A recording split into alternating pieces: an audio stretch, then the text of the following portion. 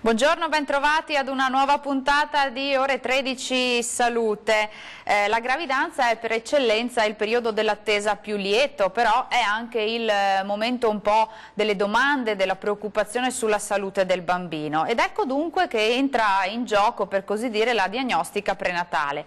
Ne parliamo oggi insieme all'ULSS 2 Marca Trevigiana, anche per raccontarvi le nuove tecniche, ma soprattutto per spiegarvi di che cosa si occupa il nuovissimo polo ecografico che è stato inaugurato qualche settimana fa.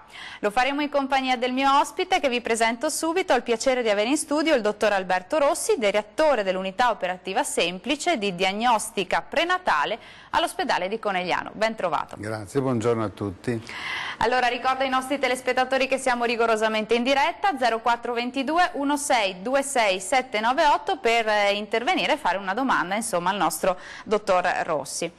Allora, parto da questo, perché come detto qualche settimana fa, ad agosto, è stato inaugurato nell'ambito del reparto di ostetricia e ginecologia all'ospedale di Conegliano la nuova unità di diagnostica prenatale. Qual è la mission, dottore? Bene, questa è un'unità, diciamo, operativa semplice che fa parte di un network di unità operative di ecografia della Marca Trevigiana. Abbiamo quella dell'ospedale Ca' Fonsaro di Treviso, che è diretta dalla dottoressa Bracalente, quella dell'ospedale di Montebelluna che è diretta dal dottor Mazzocco, e poi c'è la mia che ha sede a Conegliano. E quindi la nostra, appunto, mission è quella di dare delle prestazioni, diciamo, di elevata qualità alla popolazione. Quindi poter esercitare una diagnostica prenatale corretta in base agli ultimi, diciamo, criteri scientifici, per fare uno screening delle malformazioni fetali durante le varie epoche di gravidanza. Sto organizzando tre moduli di ambulatorio di screening malformativo, uno del primo trimestre, uno del secondo trimestre e poi il monitoraggio della gravidanza nel terzo trimestre. Poi andremo nel dettaglio, certo, perché lo spiegheremo. Certo. Quindi la Marca Trevigiana si arricchisce, diciamo così, di un nuovo polo ecografico che, appunto, abbiamo detto è a Conegliano, ed è il terzo della Marca Trevigiana, no? Esatto. Quindi la sua unità operativa semplice, di cui lei è direttore, è neonata, giusto per restare in tema. Esattamente, quindi io sono il direttore e ci sono anche altri componenti, chiaramente, di questa unità operativa, che sono i miei collaboratori, sono i medici che, diciamo così, fanno parte del gruppo dell'ospedale di Conegliano, della SOC di ostetricia e ginecologia, e anche in parte della SOC di Vittorio Veneto. Sono i medici che hanno esercitato finora l'ecografia e la diagnosi prenatale prima dell'istituzione di questa unità operativa, che adesso fanno parte di questo mio gruppo, e quindi siamo un team di professionisti interessati, ripeto, a dare delle buone prestazioni all'utenza e a soddisfare anche il numero di richieste, che è molto pressante, specialmente per l'esecuzione delle ecografie del secondo trimestre, le cosiddette ecografie morfologiche.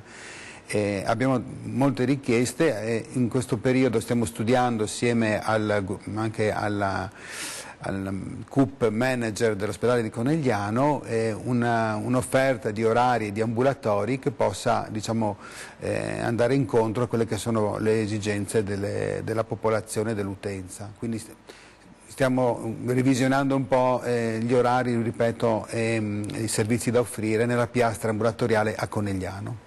Senta, quindi un'equipe di medici valuterà caso per caso, singolarmente, corretto?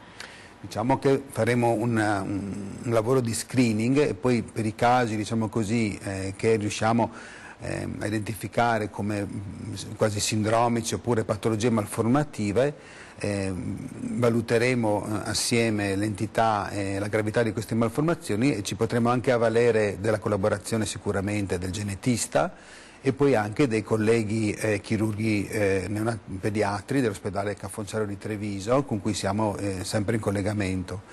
Abbiamo anche un ottimo reparto di radiologia presso l'ospedale di Treviso, al Cafoncello, che può fare le risonanze magnetico-fetali dei feti, e quindi grazie a questo network, questa collaborazione costante, possiamo garantire alla paziente gravida un buon standard, diciamo così, diagnostico sul suo feto.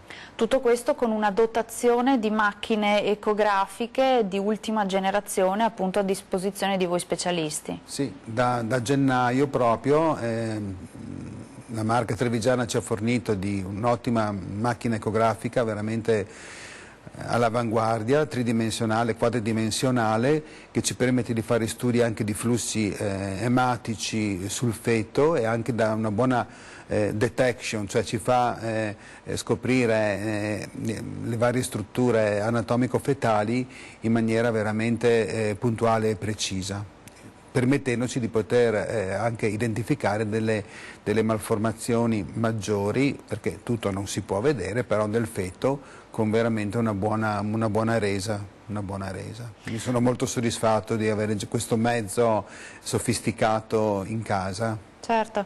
Senta, entriamo nel tema proprio di oggi. Spieghiamo bene a chi ci guarda da casa che cosa fa nel dettaglio la diagnostica prenatale.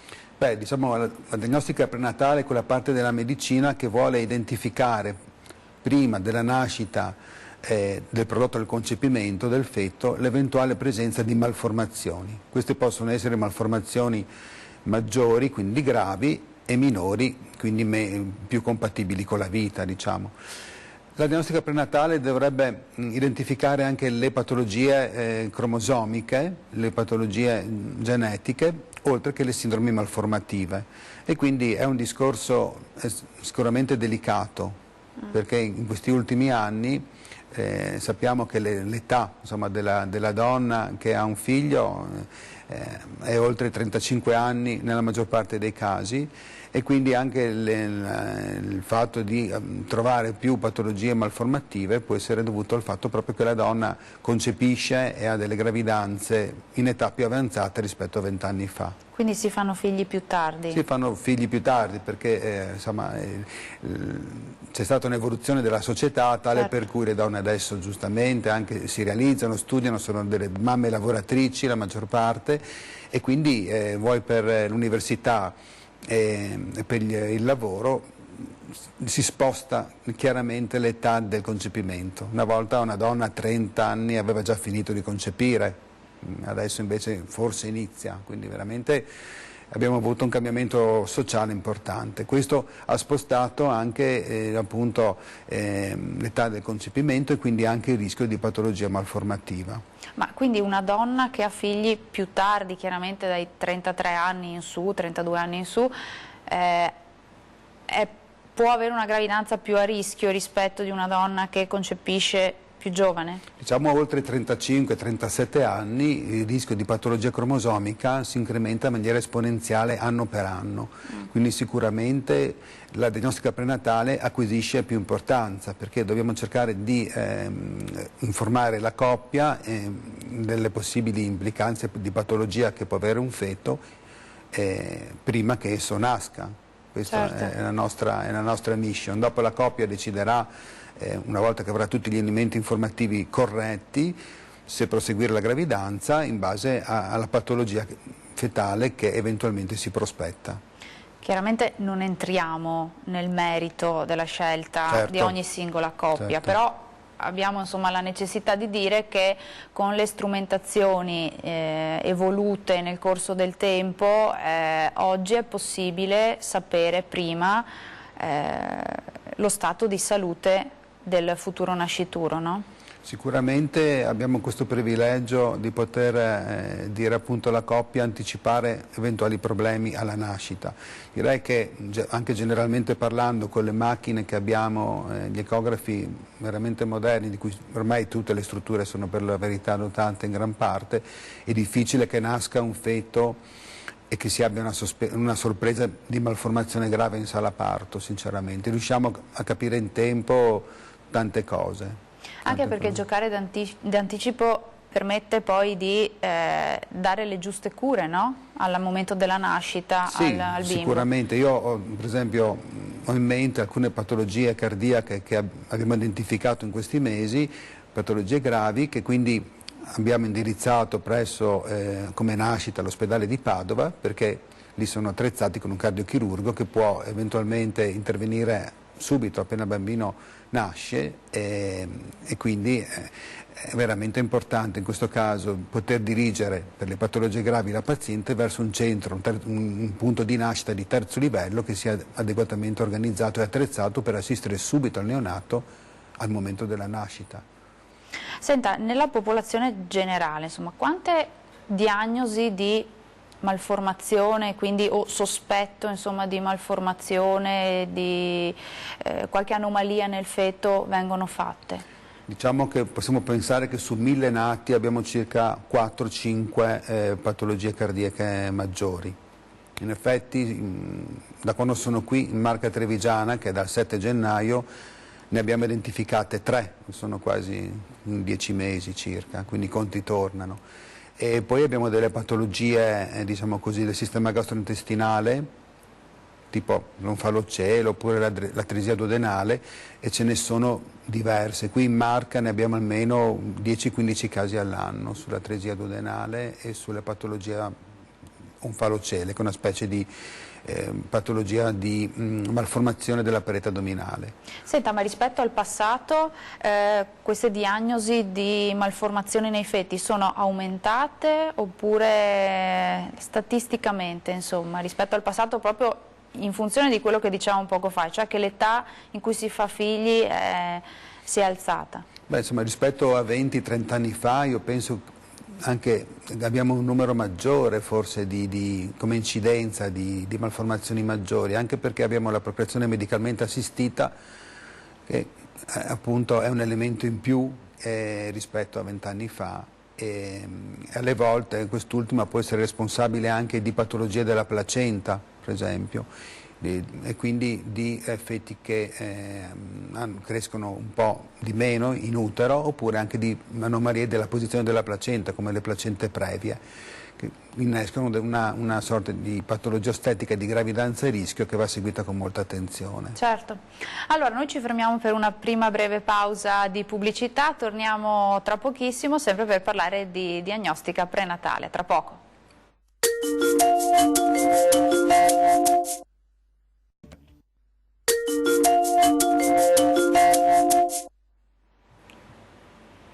Ben ritrovati in studio, ancora in diretta in compagnia di Ore 13, ULS 2 0422 1626 798, il numero per chiamarci in diretta. Stiamo parlando di diagnostica prenatale, abbiamo detto che si fanno figli sempre più tardi, tra l'altro se ne fanno sempre meno rispetto ad un tempo, però anche la diagnostica prenatale nel corso degli anni si è notevolmente evoluta e chiaramente anche quello che veniva diagnosticato 20 anni fa è diverso rispetto a quello che viene diagnosticato oggi, dottore.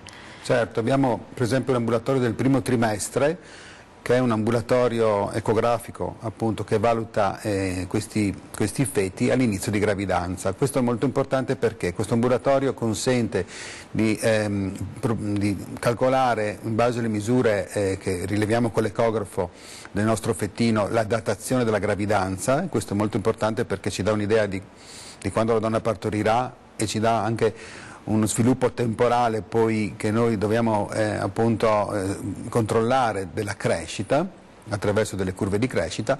Noi poi in questo ambulatorio del primo trimestre valuteremo anche diciamo così, il valore in percentile della traslucenza nucale. Questo è un indice ecografico che viene valutato da ecografisti accreditati e che permette appunto in base alla misurazione di una plichetta retronucleare di dare un indice, non dico un indice di rischio, ma di orientare la donna se vale la pena diciamo, spingersi verso una metodica di determinazione del cariotipo fetale invasiva. Mi spiego, qui in Veneto non c'è dal lato istituzionale la possibilità di proporre alla donna un calcolo del rischio cromosomico numerico vero e proprio, perché la Regione non ha recepito questo LEA. E noi invece comunque possiamo valutare comunque il valore, diciamo, percentile di questa traslucenza nucale e quindi dare alla donna comunque una stima di rischio di patologia cromosomica Come generale. viene fatto questo esame? È un'ecografia? È un'ecografia transaddominale che viene fatta con una scansione che noi chiamiamo sagittale del feto. Inquadriamo praticamente il profilo del feto, osserviamo anche se questo feto è dotato dell'osso del naso, osserviamo se c'è un reflusso già nelle valvole cardiache di sangue e osserviamo il dotto venoso grazie a queste macchine sofisticate di cui siamo dotati.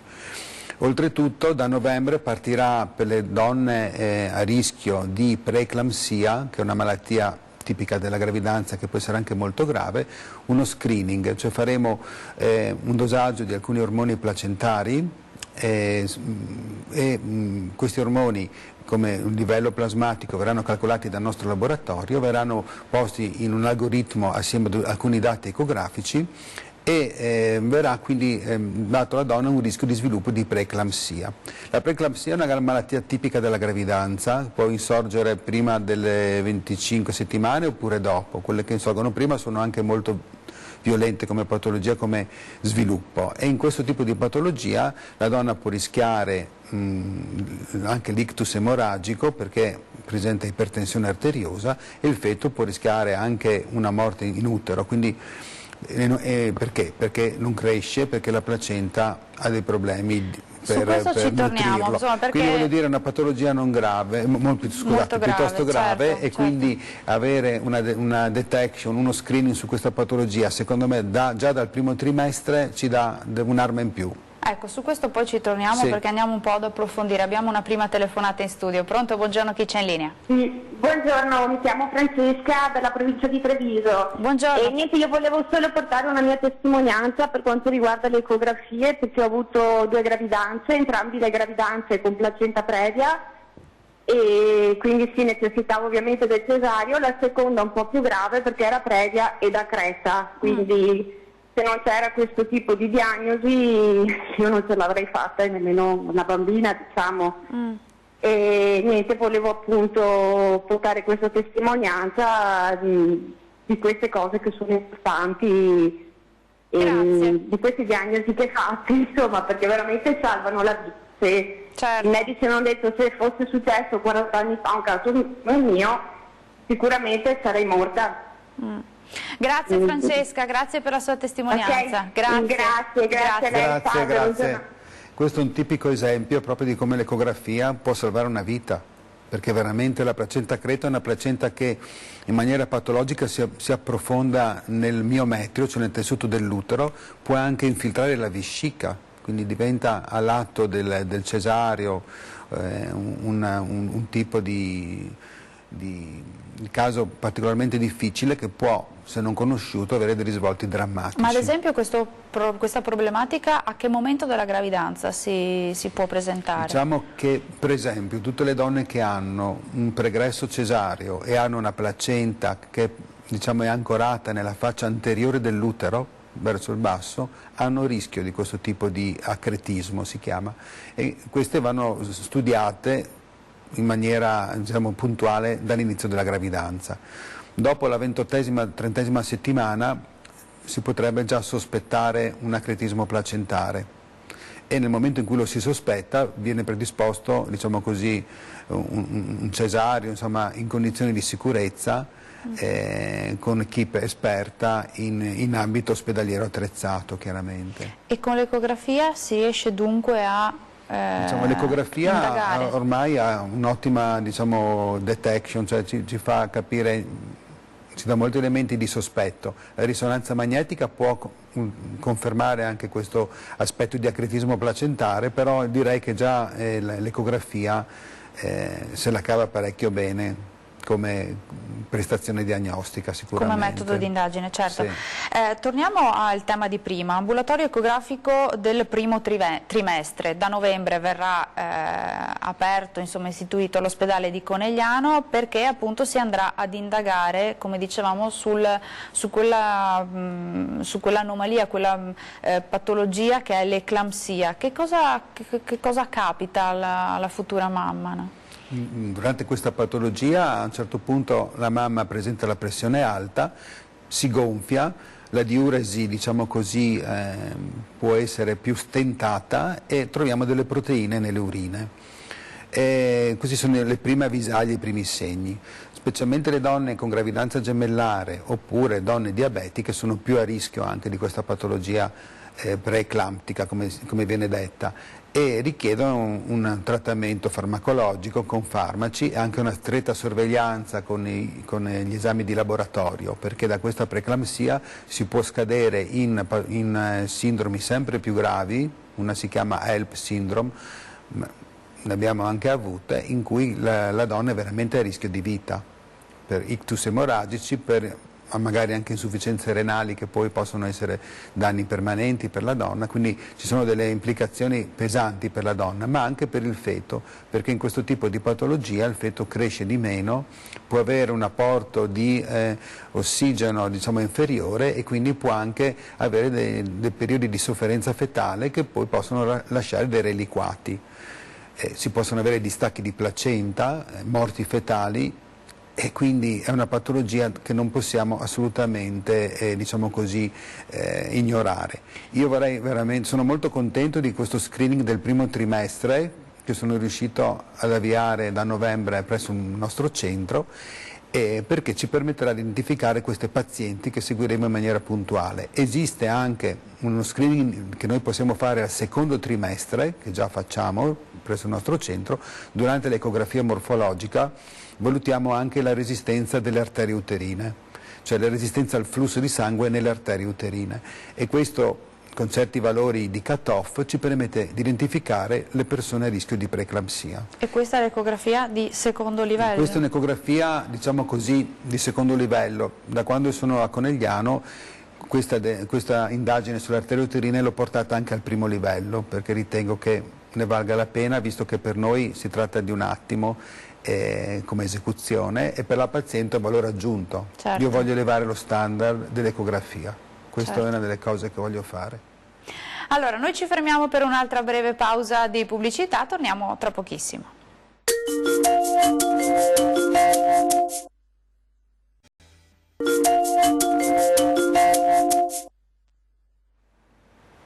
Eccoci tornati in diretta, riparto da qui perché insomma prima della pubblicità, dottor Rossi, stavamo parlando dell'ecografia di secondo livello. Chi deve farla? Quali sono le donne in gravidanza che devono sottoporsi a questo test? Allora, diciamo che nell'ambito delle ecografie distinguiamo un primo livello che era un screening di base, e vengono fatte, si intende di solito il primo livello dell'ecografia morfologica. Spiego che l'ecografia morfologica è un'ecografia fetale che viene fatta fra la 19ª e la 20-21ª settimana di gestazione. Si fa a quest'epoca perché a quest'epoca il feto ha finito di formarsi, dopo cresce. Quindi nel primo livello facciamo una serie di rilievi di biometria, cioè misuriamo il feto nei suoi vari segmenti corporei e diamo comunque già un'approfondita, diciamo, analisi dei vari distretti, dei vari apparati. Quindi il cervello, il cuore, gli arti, la vescica, lo stomaco, i reni, sono tutti organi che noi guardiamo attentamente. Nel secondo livello un'ecografia morfologica più accurata, con particolare rilievo per il cuore, in cui vengono fatti appunto delle valutazioni sulla morfologia del cuore più accurate e anche sulla funzionalità del cuore, sulle valvole cardiache. Viene visto anche in maniera obbligata il corpo calloso, che è una struttura cerebrale che mette in comunicazione i due emisferi cerebrali, e quindi anche questo dal lato, diciamo così, dell'analisi del sistema nervoso centrale è un tipo di ecografia un po' più particolareggiata. Viene consigliata a tutte oppure no? Questa è un'ecografia che viene riservata a una categoria di persone, diciamo così, a rischio di avere feti malformati, che sono le persone che hanno avuto già feti malformati nelle gravidanze precedenti, le persone affette da diabete, le persone che hanno avuto la gravidanza grazie a una metodica di PMA, cioè di procreazione medicalmente assistita, le persone che hanno un elevato valore di quella traslucenza nucale che si diceva al primo trimestre, quella plichetta retronuca che noi valutiamo al primo trimestre e che hanno un'indagine sui cromosomi negativa, devono fare questo tipo di di ecografia più accurata, no? E anche tutte le persone, le gravide che sono state esposte a radiazioni oppure anche a malattie infettive.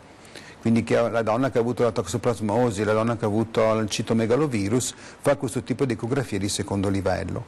Noi ci avvaliamo di un approccio multidisciplinare in questi casi, sia col genetista e al limite con l'infettivologo, che permettono alla donna di avere le informazioni più corrette e complete possibili. Certo. Perché il nostro dovere è informare e rendere consapevole la coppia dell'eventuale problema fetale. Certo, proprio perché insomma, come dicevamo un po' all'inizio, è un momento in cui ci sono grandi interrogativi, grandi preoccupazioni appunto per la salute del bambino, quindi già essere informati in maniera accurata è sicuramente un passo molto importante per i futuri genitori. Poi c'è un altro test, no? Che è il test angiografico. Ecco, un test che io in realtà ho sviluppato in questi ultimi 6-7 anni, è una mia, creatura, sì. Nel senso è stato un test che ho pubblicato a livello scientifico e sfrutta l'ecografia tridimensionale, sfrutta un programma, un'applicazione che abbiamo sull'ecografo che permette di valutare il grado di vascolarizzazione dei vari cubetti di tessuto analizzati. Allora io mi sono concentrato sul cervello fetale e ho dimostrato come nel feto che è affetto da un ritardo di crescita, vuol dire una placenta che lo alimenta poco, ci sia una ridistribuzione dei flussi cerebrali su certi distretti rispetto ad altri per proteggere le funzioni cognitive. Questa è una cosa che io ho dimostrato, che è stata una cosa con cui mi sono divertito negli ultimi 5-6 anni e ho pubblicato diversi lavori scientifici su questo. Allora, quando la gestante è a rischio di preeclampsia, ha le arterie uterine all'ecografia morfologica che sono poco dilatate, quindi c'è un rischio effettivo di patologia e il rischio anche di feto che cresce di meno, io faccio una serie di ecografie seriate ogni 4-5 settimane e valuto anche il grado di vascolarità del cervello fetale. Ed è una cosa secondo me interessante perché ho dimostrato appunto che nel feto che non cresce ci sono degli iniziali segni di sbilanciamento, di scompenso del circolo fetale cerebrale. Ed è un lavoro che adesso porterò al Congresso Mondiale di Ecografia fra qualche giorno a Berlino e quindi io sono contento di esporre marca trevigiana. Insomma, la marca trevigiana farà scuola sì, anche in questo scuola, senso. Insomma, a un livello internazionale è una bella soddisfazione. Senta, però, dottore, quando noi parliamo di diagnostica prenatale ci vengono subito in mente quei test invasivi che sono l'amniocentesi e la villocentesi, no?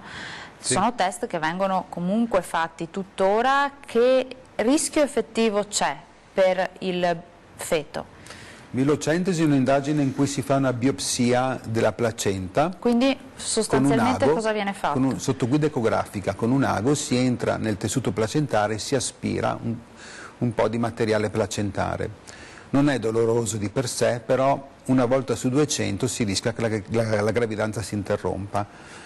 E si fa questa metodica, viene fatta sulla 12ª settimana. L'altra metodica, sempre invasiva, è l'amniocentesi, in cui si preleva del liquido nel sacchetto in cui il bambino nuota, e questo liquido viene prelevato alla 16ª settimana. Anche in questo caso viene fatta la determinazione del cariotipo fetale, cioè vengono proprio fotografati i cromosomi del nostro feto e vengono analizzati.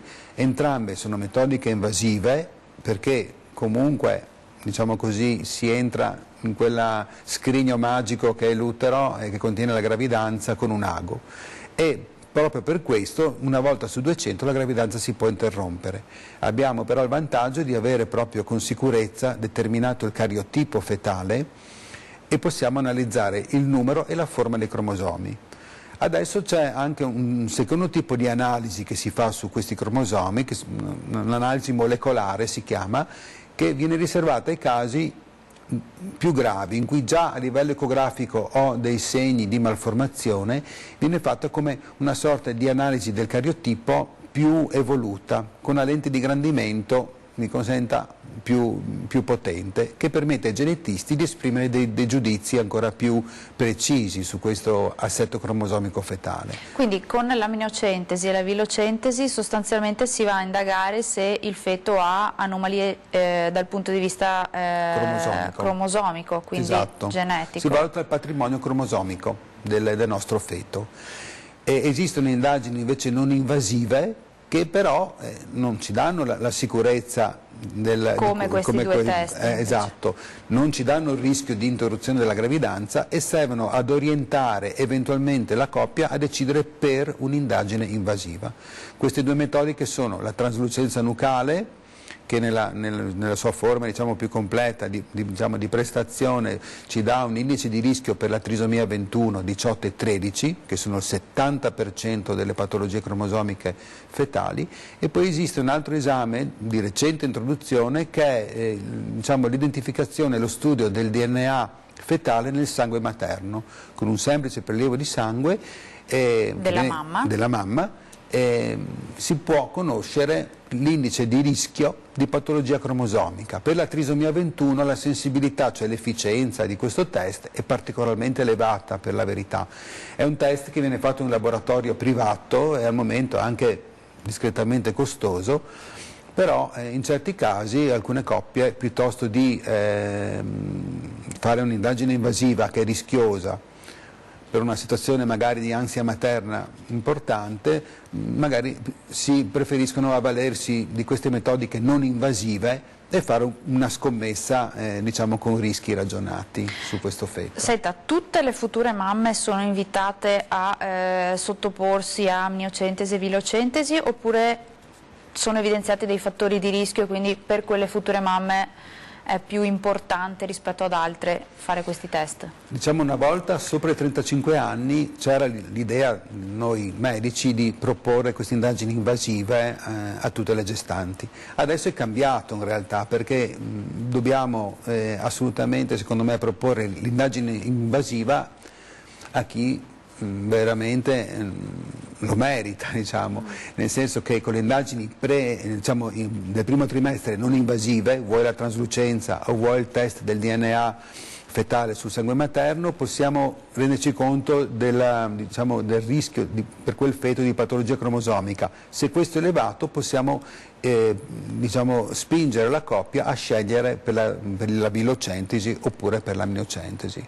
Quindi io direi che l'indagine invasiva va riservata nei casi a rischio identificati dalle indagini di screening non invasive. Primo filtro, le indagini non invasive. Secondo step, eventualmente l'indagine invasiva, che va fatta in maniera ragionata, ripeto, perché comunque è un'indagine che ha un rischio per il feto. Ed è dolorosa per la mamma? Non particolarmente, non particolarmente. Quindi non sono dei test obbligatori, ma è una scelta della coppia sostanzialmente sottoporsi a questa indagine? Certo, una scelta della coppia. Una coppia può anche scegliere di non fare alcuna indagine ecografica di nessun tipo.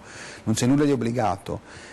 È consigliato dalla comunità scientifica comunque il monitoraggio della gravidanza e quindi anche a livello di diagnostica prenatale ormai la traslucenza nucale e ancor di più si spinge su questo tipo di metodica che vi dicevo sul sangue materno, viene caldeggiata. Abbiamo anche degli ecografi molto sofisticati rispetto a 10-15 anni fa e ci permettono già un'analisi, ripeto, della morfologia al primo trimestre, quindi è un peccato non sottoporsi a queste indagini ecografiche che non sono invasive e ci dicono anche tanto. Questo vale per tutte le donne, dalla ragazza di 23 anni a maggior ragione alla signora gravida che ne ha 47. Prima di andare in pubblicità, abbiamo detto che la diagnostica prenatale si è notevolmente evoluta nel corso degli anni, però tutte le indagini prenatali permettono di identificare tutte o solo alcune delle anomalie che il feto potrebbe presentare alla nascita? Sicuramente solo alcune delle anomalie. Le anomalie maggiori, ripeto, sul cardiache, sul sistema nervoso centrale, le identifichiamo dalla spina bifida anche alle volte alla genesia del corpo calloso oppure ventricoli cerebrali molto larghi oppure a patologie cerebrali gravi e anche cardiache gravi si riescono a diagnosticare, direi, con una buona, come si dice, detection rate, cioè con un buon indice di successo. Esistono però anche delle patologie minori che possono sfuggire sicuramente, cioè non è che l'ecografia morfologica ci deve pensare di essere così onnipotente, alcune cose possono sicuramente sfuggire. Per esempio la labioschisi è una cosa che riusciamo a identificare quasi sempre, però nella persona magari particolarmente grassa, con una placenta anteriore, con una difficoltà di visione ecografica, potrebbe anche sfuggire. Potrebbe sfuggire. Faccio un esempio.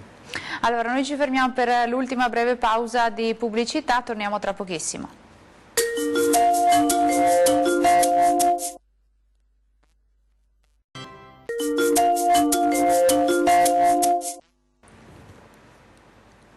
Ben ritrovati in studio, ancora in diretta in compagnia di Ore 13 Salute. Abbiamo parlato insomma di diagnostica prenatale, del nuovo polo ecografico che è stato creato nella Marca Trevigiana, il terzo polo a Conegliano. Abbiamo un po' raccontato che cos'è la diagnostica prenatale, insomma anche come è cambiata, come si è evoluta questa branca nel corso del tempo. Chiedo a lei, dottor Rossi, il ruolo dell'ecografia ginecologica qual è?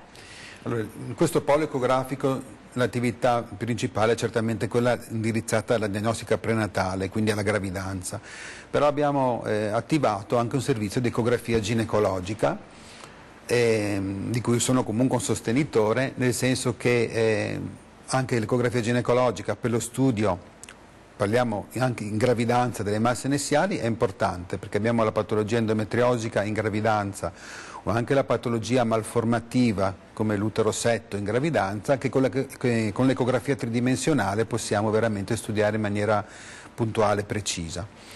Abbiamo anche attivato un ambulatorio di ecografia ginecologica per le donne non gravide e quindi io da 10 anni circa faccio parte di un gruppo di studio internazionale con cui abbiamo scritto dei lavori sulle masse nessuali, sui cancri ovarici, con degli score di valutazione prognostici di malignità delle masse pelviche. Questo cosa serve? La donna che ha una cisti ovarica, una patologia della tuba o anche una patologia dell'utero come dei fibromi, grazie a una tecnica ecografica, diciamo, di cui da anni esercito nella mia professione, sono in grado di esprimere un giudizio di prognostico sulla percentuale di malignità o benignità della lesione che osservo e quindi poi indirizzare la donna verso una chirurgia laparoscopica o laparotomica che è più, diciamo così, aggressiva, è una cosa che dà un vantaggio all'utente. Quindi questa ecografia ginecologica io penso sia importante per le masse ovariche, per i fibromi uterini e anche per lo studio dell'endometrio, che è quel tessuto che ricopre internamente la cavità uterina. Quindi l'importanza, mi scusi, dell'ecografia ginecologica non soltanto per la donna in gravidanza, insomma, che è il tema che abbiamo trattato oggi, sì, ma per la donna in generale, è un esame principe, sicuramente. No? Addirittura io ho sviluppato una metodica che non è che l'ho inventata, però la applico, che è l'isterosonografia, in cui faccio un'ecografia della cavità uterina che viene riempita, non fa male, con un po' di soluzione fisiologica, con dell'acqua. Poi faccio un'ecografia tridimensionale dopo questo riempimento e riesco a identificare le patologie come i polipi, i fibromi che possiamo avere nella cavità dell'utero. Questo è un sostituto a quella che è l'isteroscopia diagnostica, che invece è un tipo di intervento sicuramente anche questo molto valido, però più invasivo per la donna e che richiede alle volte anche il ricovero e alle volte anche la sedazione in sala operatoria. Invece questo è un esame facile, di primo livello, mi permette di vedere bene la cavità uterina e con questa macchina tridimensionale veramente faccio un'isteroscopia virtuale. Sempre con questo tipo di macchina, adesso facciamo anche l'esame della pervietà delle tube nelle donne che soffrono di sterilità e questo ci permette di soppiantare pian piano quell'esame che viene fatto in radiologia. quindi le donne non prendono più radiazioni, fanno un'ecografia con un mezzo di contrasto schiumoso che non è doloroso e con questo riusciamo a identificare la pervietà e diciamo, il decorso delle tube. Quindi è un ulteriore passo, secondo me, che dà all'utenza veramente un vantaggio. Quindi è una valutazione, ripetendo, insomma, della morfologia della cavità uterina in pazienti con sterilità e quindi sì. Si indaga, e quindi alle volte possiamo trovare dei setti uterini, possiamo vedere quanto questo setto è per esempio importante, grave, per giustificare un intervento, oppure quanto quel setto uterino non è così compromettente una futura gravidanza. Quindi possiamo modulare proprio la terapia chirurgica sulla base di quella che può essere un'indicazione diagnostica ecografica. Penso che sia una cosa molto interessante. Sì. Anche perché, insomma, oggi abbiamo parlato di diagnostica prenatale, abbiamo detto che si fanno i figli sempre più tardi, se ne fanno sempre meno, però c'è anche dall'altro canto un altro problema. Magari che riguarda la scelta di non avere figli, ma anche l'impossibilità di avere figli. Perché dottor. Molte donne magari vogliono una gravidanza dopo i 40 anni, dopo i 43-44 anni, quindi finora non hanno mai magari considerato il loro apparato uterino, si scopre che hanno un setto uterino e quindi devono ricorrere ai ripari, oppure non c'è gravidanza e si vuole fare una serie di esami come quello della pervietà tubarica che quindi ci dà alla coppia degli elementi importanti, decisivi per programmare poi eventualmente una procreazione medicalmente assistita. E di queste se ne fanno molte, no, in questi anni. La richiesta è sempre in aumento sicuramente, quindi la metodica ecografica non invasiva ci permette comunque con una buona affidabilità di darci elementi di giudizio importanti. L'ha accennato lei poco fa, no? Insomma, l'endometriosi è un altro tema molto, molto importante, molto sentito e infatti all'ospedale di Conegliano verrà anche attivato proprio un ambulatorio sull'endometriosi e sul dolore pelvico, è così?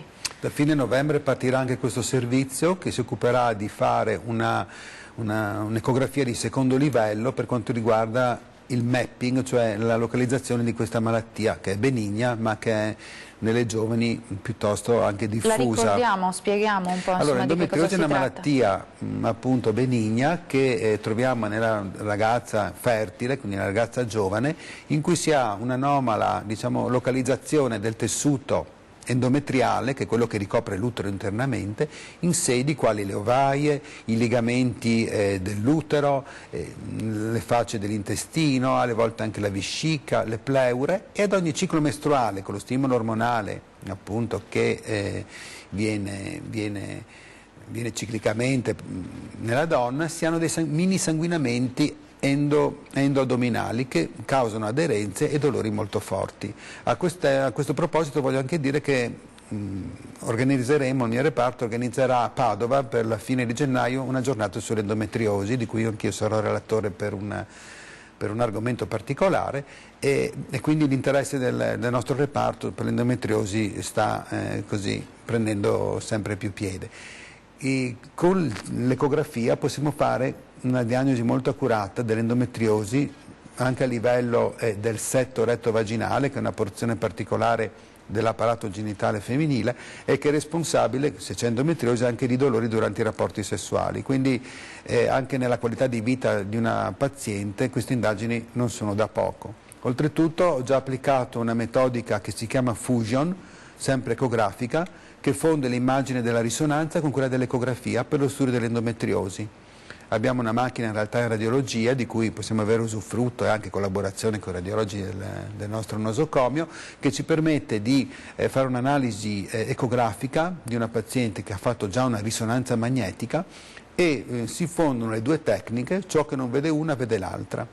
Quindi diventa ancora più accurato. Più accurata, una cosa molto interessante, richiede del tempo, è impegnativo dal lato dell'analisi, però secondo me è una cosa appassionante e che ci darà informazioni sulla paziente, perché poi la paziente fa la terapia, man mano che fa la terapia si ripetono queste indagini e si vede quanto la terapia è capace di debellare in parte questo tipo di patologia che, se diciamo così è piuttosto elevata come stadio, diventa, direi, quasi invalidante per una persona. Anche perché, se non sbaglio, l'endometriosi potrebbe causare la sterilità nella donna, no? Questo sicuramente, perché si possono formare delle briglie aderenziali, come dei lacci, diciamo, dentro l'addome che a loro volta stoppano, diciamo, le tube e quindi danno una sterilità alle volte anche permanente. Quindi all'ospedale di Conegliano, oltre insomma ad un'attività ecografica volta appunto alla diagnosi prenatale, ci sono anche numerose altre applicazioni dell'ecografia, Sì. Alcune di queste in via esclusiva a Conegliano, giusto? Beh, diciamo l'isterosonografia, cioè questa isteroscopia virtuale, è una cosa che facciamo, penso, nel mio centro in maniera a tappeto ultimamente, in maniera esclusiva. Anche l'esame della prevità tubarica sicuramente, l'angiografia cerebrale per i fetti è una cosa anche questa di nicchia, e anche lo screening della preeclampsia del primo trimestre per il momento è una cosa con cui siamo partiti noi come primo centro. Spero che lo facciano tutti, non è che io voglia avere delle peculiarità esclusive, voglio provocare e voglio, diciamo così, dare un messaggio a tutti i colleghi di incrementare lo standard delle nostre ecografie per dare all'utenza il massimo di quello che possiamo. Quindi da novembre ambulatorio ecografico del primo trimestre, corretto? Esatto. E sempre da novembre anche l'ambulatorio di endometriosi e dolore pelvico all'ospedale di Conegliano. Programma ambizioso, ma ce la faremo. Beh, dunque buon lavoro a lei e alla sua equipe. Siamo in chiusura, io ringrazio il dottor Alberto Grazie Rossi, direttore dell'unità operativa semplice di diagnostica prenatale all'ospedale di Conegliano. Grazie davvero di essere stato con noi e averci raccontato insomma, il tema grazie a voi. molto importante della diagnostica prenatale. Grazie anche a chi ci ha seguito da casa, non mi resta che darvi appuntamento alla prossima puntata di Ore 13. Arrivederci.